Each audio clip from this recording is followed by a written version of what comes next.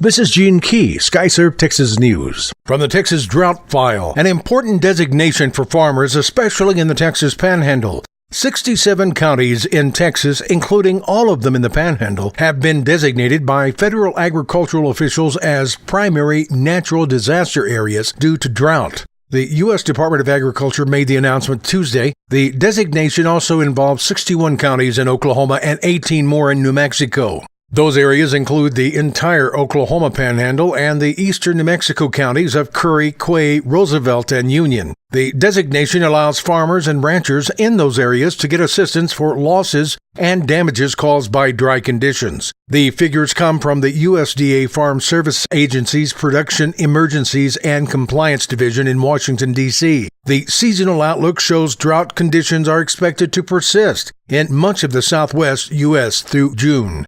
From the failed community leader file, a Mesquite pastor has been arrested for failing to report sexual assault in his church. The North Texas pastor detained for failing to immediately report an assistant youth pastor accused of sexually assaulting a teenage girl. The Mesquite Police Department says that Robert Ross, the lead pastor of Open Door Baptist Church, was charged Tuesday with a misdemeanor for failing to report Stephen Wynn after learning of the sexual assault promptly. The victim had been a student at the church's school in Mesquite, about 15 miles east of Dallas. Police say an investigation reveals that 33-year-old Wynn had an ongoing sexual relationship with a teenage girl for over 14 months. Wynn charged with sexual assault of a child. Police say that Ross discovered Wynn was sexually assaulting the victim on February 1st, but failed to report him to a law enforcement agency.